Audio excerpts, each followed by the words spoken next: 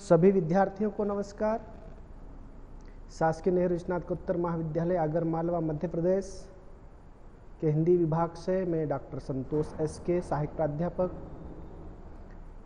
आज हम बात करेंगे एमए हिंदी साहित्य तृतीय सेमेस्टर द्वितीय प्रश्न पत्र भाषा विज्ञान एवं हिंदी भाषा विषय पर। भाषा विज्ञान और हिंदी भाषा अपने आप में एक विस्तृत विषय है। भाषा विज्ञान बहुत बड़ा विषय है और इस विषय के अंतर्गत हम भाषा की संपूर्ण मूलभूत जो घटक हैं उन सब के बारे में विस्तृत जानकारी प्राप्त करते हैं। हम सब ने पिछली कक्षा में पढ़ा है और हम सब जानते हैं भाषा चूँकि हमारे विचारों की भावनाओं की संवाहक होती है। हम भाषा के माध्यम से ही अपने विचारों अपने भावों को एक दूसरे तक अभिव्यक्त करते हैं और जितने भी विषय हैं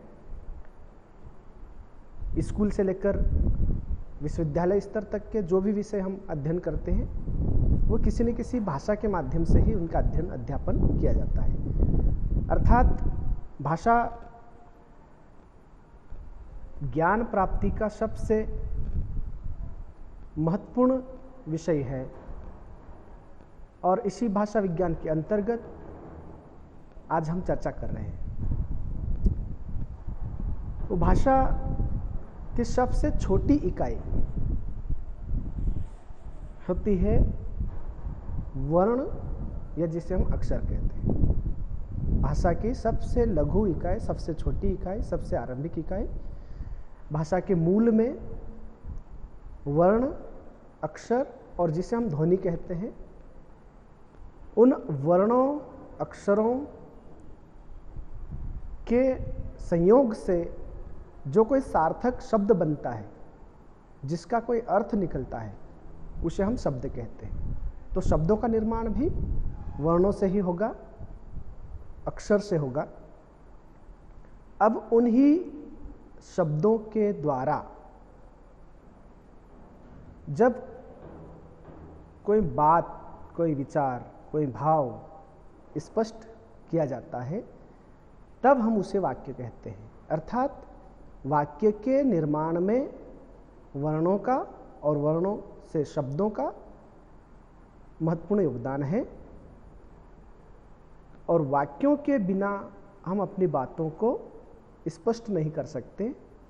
इसीलिए भाषा विज्ञान के अंतर्गत सबसे पहले हम बात करते हैं वर्ण विचार पर, वर्णों के स्वरूप पर।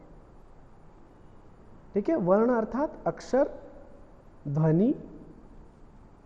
तो वर्ण विचार के अंतर्गत हम बात करेंगे हमारे हिंदी भाषा के वर्णमाला के बारे में। हमने पहली कक्षा से लेकर के आज तक जिस सहारे से, जिसके आंचल में और जिसके माध्यम से ज्ञान अर्जित करते आए हैं, हम अध्ययनरत हैं, वो हमारी हिंदी भाषा की वर्णमाला जो हमने बचपन से सीखी है।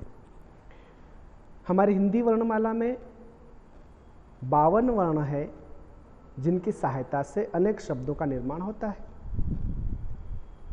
हमारी वर्णमाला की 3 विशेषताएं हैं। वर्णों की 3 विशेषताएं हैं, इसलिए वर्णमाला की भी विशेषताएं हैं। वर्ण की विशेषताएं, वर्ण को तोड़ नहीं सकते, वर्ण को टुकड़े नहीं कर सकते, अपने आप में संपूर्ण होता है। यह भाषा की सबसे छोटी इकाई है और वर्णों के मेल से ही शब्दों का निर्माण होता है। ठीक है, तो वर्ण की विशेषताएं कि वर्ण अपने आप में पूर्ण है, उसे हम तोड़ नहीं सकते। वर्ण भाषा की सबसे छोटी इकाई होती है और वर्णों के मेल से शब्दों का निर्माण होता है।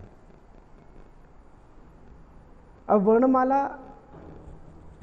वर्णमाला क्यों कहते हैं?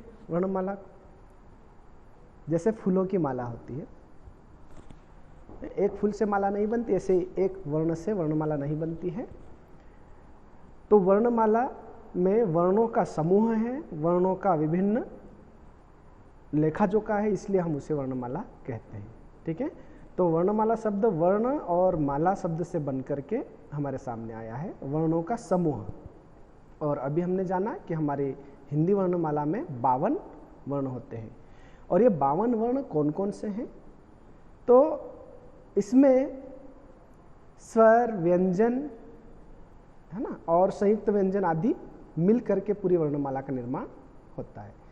स्वर कौन कौन से हैं हम सब जानते हैं, है ना। अ से लेकर अह तक हम मानते हैं कि वो स्वर है, ठीक है। और क से लेकर ज्ञानी तक के व्यंजन माने जाते हैं, है ना। तो यहाँ पर आप देख रहे हैं स्क्रीन पर कि वर्णमाला के अंदर जो वर्णों का अलग अलग प्रकार है, जैसे स्वर अ, आ, ई, उ, री, ए, ऐ, ओ, औ, ये 11 स्वर मूल स्वर माने गए हैं। व्यंजन क, ख, ग, घ, अंग, च, छ, ज, झ, ञ, ट, ठ, ड, ढ, अण, त, थ, द, ध, न, प, फ, ब, भ, म, य, र, ल, व, श, स, स, ह, ये 33 जो है वो व्यंजन माने गए हैं। अयोगवाह के अंतर्गत अम और अह, जिसको अर्ध स्वर कहा जाता है या मिश्रित स्वर कहा जाता है, इन्हें कई लोग व्यंजन की श्रेणी में रखते हैं, ठीक है। और अन्य में ढ़ और ढ़ संयुक्त व्यंजन भी हैं, क्षत्र, ज्ञ और श्र। तो वर्णों का उच्चारण होठों से लेकर गले तक के भिन्न भिन्न अवयवों की सहायता से होता है। उच्चारण की दृष्टि से भाषा के वर्णों को भी अलग अलग प्रकार में बांटा जाता है, ठीक है। तो इस प्रकार हमारी जो हिंदी वर्णमाला है उसमें ये जो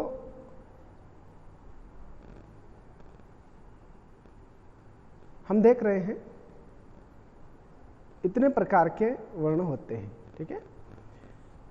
और वर्णों का उच्चारण का स्थान की दृष्टि से भी इसको हम अलग अलग वर्गीकरण कर सकते हैं।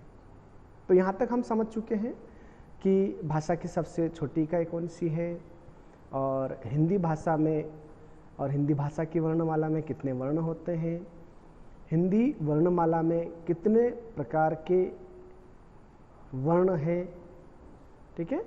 अब हम इन्हीं वर्णों में इसी वर्गीकरण को आगे बढ़ाते हुए देखते हैं कि स्वर और व्यंजन, इसके स्वर और व्यंजन 2 प्रकार के नाम हमने दिए हमारे वर्णमाला में। क्यों कहा जाता है स्वर और व्यंजन? स्वर को स्वर क्यों कहा जाता है, व्यंजन को व्यंजन क्यों कहा जाता है?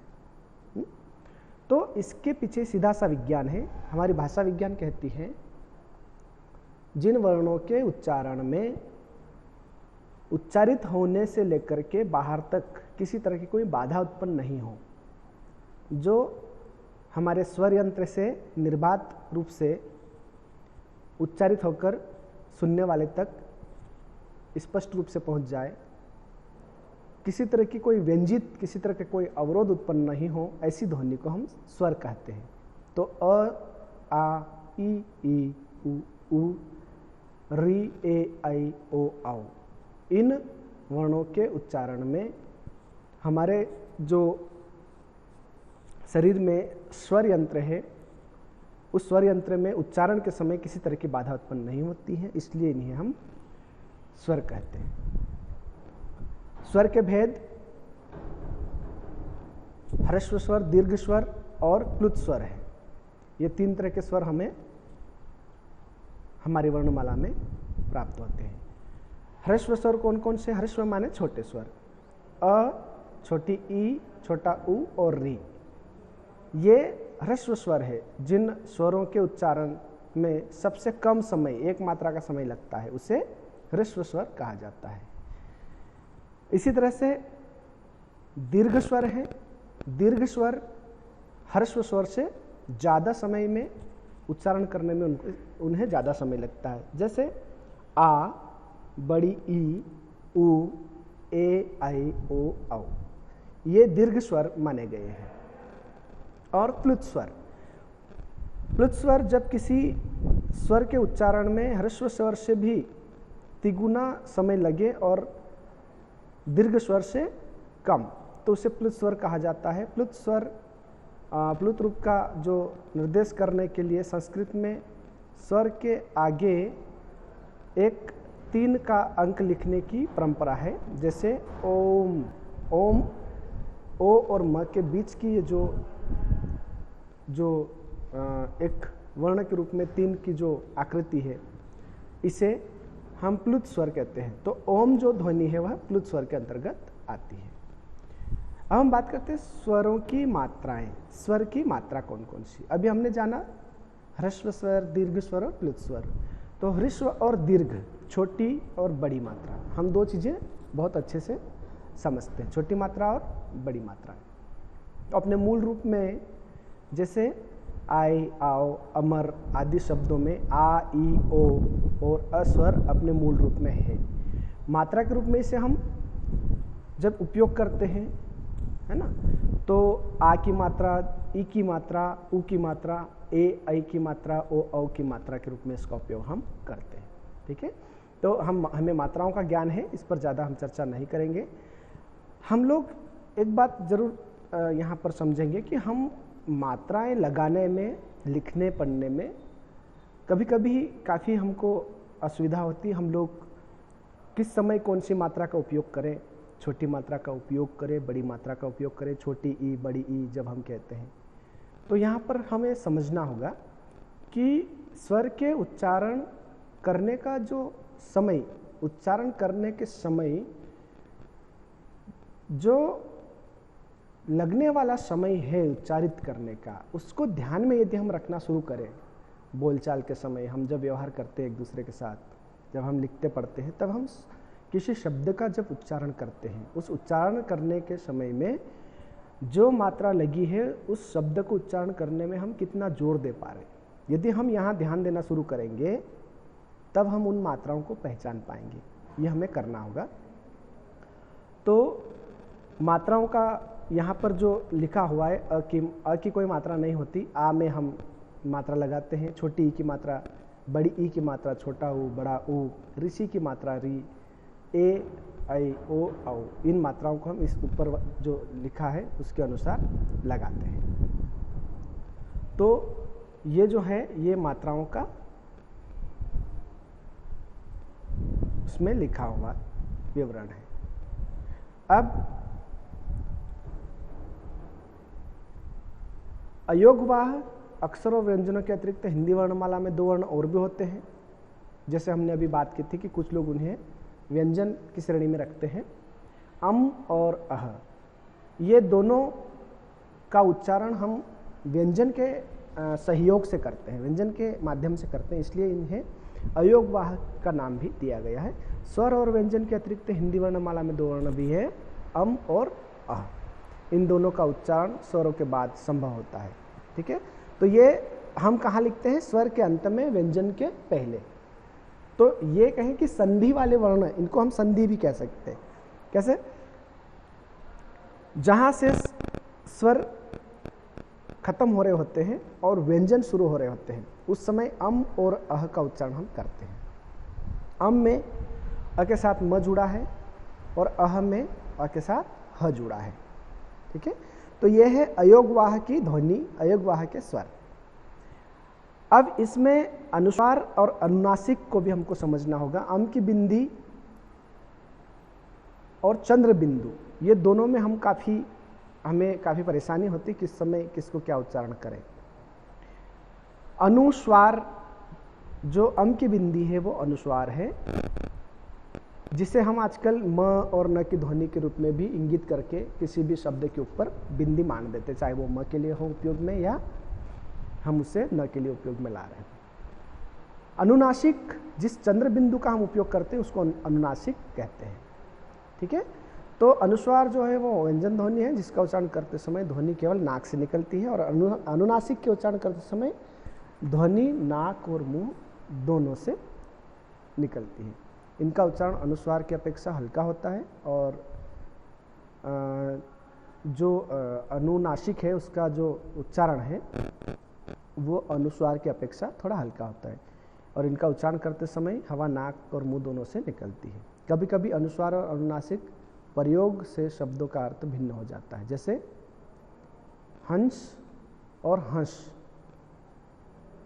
हंस पक्षी का नाम है जिसके ऊपर सिर्फ अनुस्वार है, और हंस हंस ये हंसने की क्रिया के अर्थ में परिलक्षित होने वाला है। तो चंद्र बिंदु और अनुस्वार, इसका भी हमें उपयोग करते आना चाहिए। एक ध्वनि होती है विसर्ग।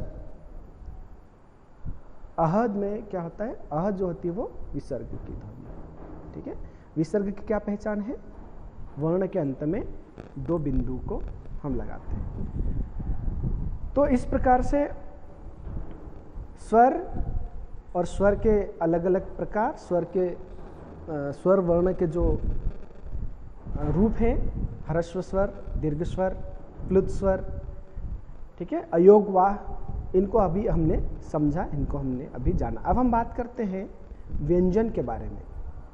व्यंजन कहा जाता है कि हमारे स्वर यंत्र से, हमारे ध्वनि यंत्र से जो ध्वनियाँ निकलती है, जिन ध्वनियों के उच्चारण में कुछ बाधा उत्पन्न होती है, हमारे शरीर के ध्वनि यंत्र से कोई, शरीर का ध्वनि यंत्र का कोई हिस्सा उसमें शामिल होता है, व्यंजित करता है, तब हम उसे व्यंजन कहते हैं। तो व्यंजन उन वर्णों को कहते हैं जिसका उच्चारण निर्बाध नहीं होता, बाधित होता है।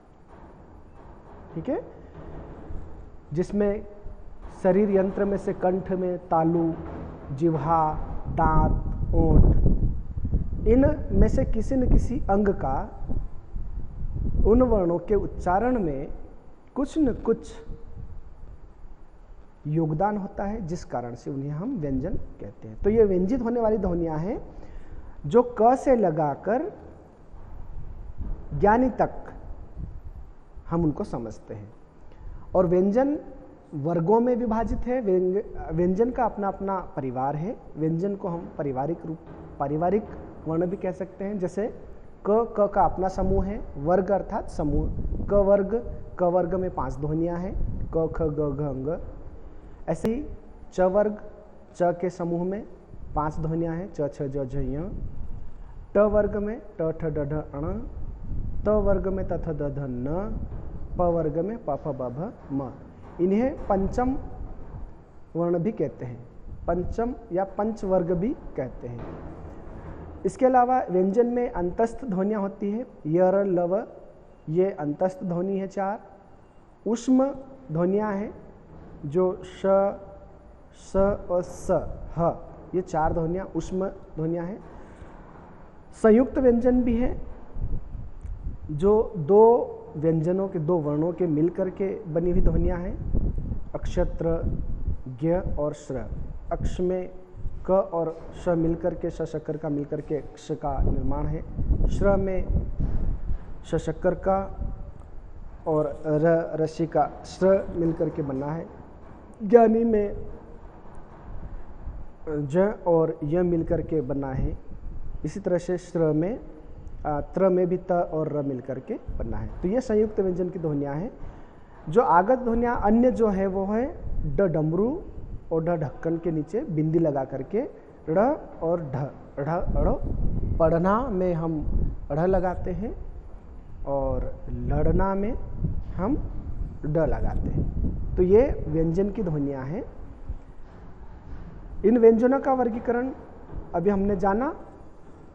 व्यंजनों को मुख्य रूप से 3 वर्गों में बांटा गया है, स्पर्श व्यंजन, अंतस्थ व्यंजन और ऊष्म व्यंजन। अभी हमने इनको, इसके बारे में जाना है। उच्चारण के अनुसार भी व्यंजनों के 2 भेद हैं। अल्प प्राण और महाप्राण। तो अल्प प्राण और महाप्राण को हमें समझना चाहिए। अल्प प्राण जिन व्यंजन वर्णों के उच्चारण में कम समय लगे और कम प्रयत्न करना पड़े, उन्हें हम अल्प प्राण कहते हैं। इसी तरह से महाप्राण जिन व्यंजन वर्णों के उच्चारण में अधिक समय लगता है, अधिक प्रयत्न करना पड़ता है और श्वास वायु अधिक मात्रा में अधिक वेग से बाहर निकलती है, उन्हें हम महाप्राण कहते हैं। तो व्यंजनों के उच्चारण के अनुसार भी उनके दो भेद हैं, अल्प प्राण और महाप्राण। अब उच्चारण के आधार पर व्यंजनों के भेद हैं। जैसे क वर्ग ध्वनि यंत्र, हमारे शरीर में जो उच्चारण के अवयव हैं, हम जिस स्वर यंत्र के माध्यम, जिस ध्वनि यंत्र के माध्यम से उच्चारण करते हैं, तो अल्प प्राण और महाप्राण जो हैं वो कौन से वर्ण किस जगह से उच्चारित किए जाते हैं उसका विवरण इस स्लाइड पर है। जैसे क वर्ग क, ग और ग, ये जो है वो अल्प प्राण है और ख और घ ये महाप्राण है। च वर्ग में भी च, घ जो है, घ, ज और ये अल्प प्राण है, जबकि जो छ और ज है ना, च, छ, जैसे च का उच्चारण करने में अल्प प्राण, छ का उच्चारण करने में महाप्राण। ट वर्ग में ट, ड, अण और ढ ये जो है अल्प प्राण है। ऐसे ही ठ, ड और ढ ये महाप्राण है। त वर्ग में त, द और न अल्प प्राण है। थ और ध महाप्राण है। प वर्ग में प, ब, म अल्प प्राण है और फ और भ जो है वो महाप्राण है। इसी तरह से य, र, ल, व अल्प प्राण है। श, श, स और ह महाप्राण है। तो इस इकाई से प्रतियोगी परीक्षाओं में बहुत सारे प्रश्न पूछे जाते हैं, इसलिए इसका ध्यान से आप अध्ययन करें। आपके किताबों में, आपके YouTube पर या कहीं पर भी आपको जब भी इसको और समझने का अवसर मिले, आप इससे ज़रूर समझें। वर्णों का उच्चारण स्थान हमें समझना है, क्योंकि वर्णों के उच्चारण स्थान उस ध्वनि यंत्र के माध्यम से कौन सा वर्ण किस जगह से उच्चारित किया जाता है, ये बड़ी बात है। इसको समझना हमारे लिए बहुत आवश्यक है और भाषा विज्ञान का एक ये आधारभूत बिंदु भी है। तो फेफड़ों से निकलकर मुंह और नाक के विवर में आने वाली जो वायु है, जो ध्वनि है, उसके सहारे हम उच्चारण कर पाते हैं, ध्वनियों का उच्चारण करते हैं। तो उच्चारण अवयव में हमारी जबान, जिह्वा, हमारा कंठ, गला, हमारे स्वर यंत्र में तालु, मूर्धा, दांत, होंठ, नाक, ये सब हमारे स्वर यंत्र हैं। ये हमारे एक मशीन है साउंड के लिए, है ना, साउंड उत्पन्न करने की हमारी मशीन है। इन्हीं अवयवों से होकर के हमारे हिंदी वर्णमाला की तमाम ध्वनियाँ हम तक पहुँचती हैं, हम उसका उच्चारण करते हैं। बोलते समय वायु फेफड़ों से निकलकर श्वास नलिका से होती हुई बाहर की ओर आती है और सामने वाले के कान तक जाती है। उस समय जहाँ सांस रोका जाता है वह स्थान संबद्ध ध्वनि का उच्चारण स्थान कहलाता है। इन उच्चारण स्थानों के आधार पर व्यंजनों को 9 वर्गों में रखा गया है और इसे हम इस चित्र के माध्यम से समझ सकते हैं। वर्णों को इस रूप में रखा जा रहा है। नासिका से उत्पन्न होने वाले वर्ण, अम की क्रिया जिसमें मुंह और नाक दोनों से उच्चारण निकलता है। तो अभी हम जो बात कर रहे हैं कि नासिका से जो वर्ण उच्चारित होते हैं वो है अम, ङ, ज्ञ, ण, न और म। ये नासिक के ध्वनियाँ हैं। इनका आप उच्चारण करके यदि देखेंगे तो वो जो उच्चारण करते समय जो ध्वनि निकलती है वो नाक और मुंह दोनों से निकलती है। इसी तरह से दांत से भी कुछ ध्वनियाँ निकलती है। त वर्ग पूरा त थ द ध न दंत ध्वनियां हैं। ऐसे ही तालु से निकलने वाली जो हमारे वर्ण हैं, जो ध्वनियां हैं, ई च छ ज झ य और श शक्कर का, ये तालव्य ध्वनियां हैं। मूर्धन्य ध्वनि भी है, ट ठ ड ढ और री ड़ र, ये मूर्धन्य ध्वनियां हैं। दांत और होंठ से मिलकर के जो ध्वनियां निकलती है वो है व ब। इनका उच्चारण हम होंठ और दांतों से मिलकर के करते हैं। होंठ ओष्ठ से निकलने वाली जो ध्वनियां हैं वो है उ प फ ब भ आदि। कंठ से निकलने वाली ध्वनियां हैं ओ, और जो कंठ है, कंठ और होंठ से निकलने वाली है ओ और औ।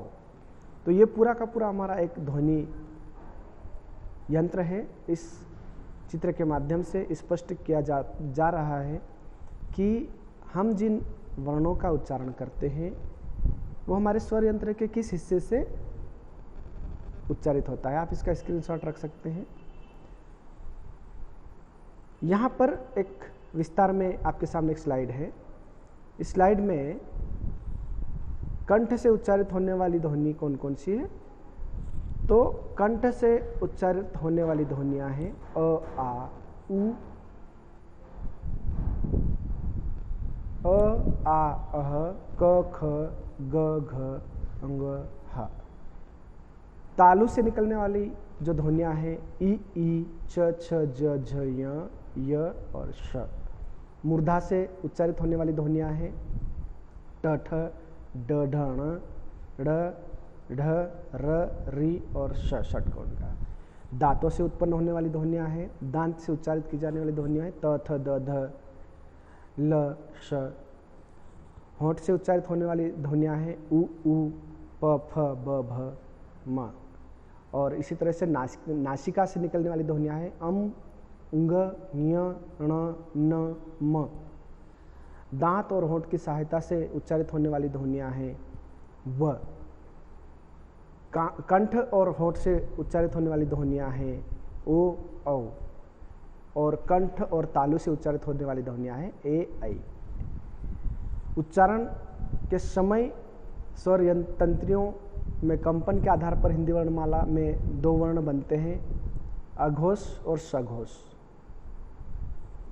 अघोष जिन ध्वनियों के उच्चारण में स्वर यंत्रों में कंपन नहीं होता उन्हें अघोष कहते हैं।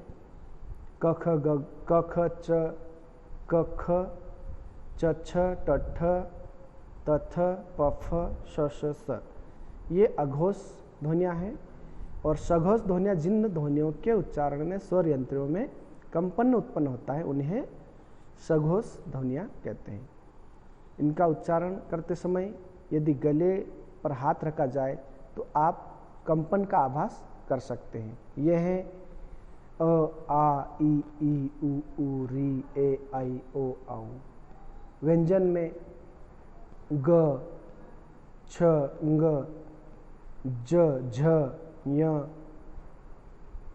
ड ढ ण द ध न ब भ म य र ल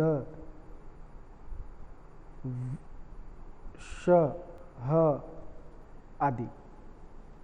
संयुक्त व्यंजन दो भिन्न व्यंजनों के परस्पर संयोग से संयुक्त व्यंजन का निर्माण होता है, अभी हमने बात की थी।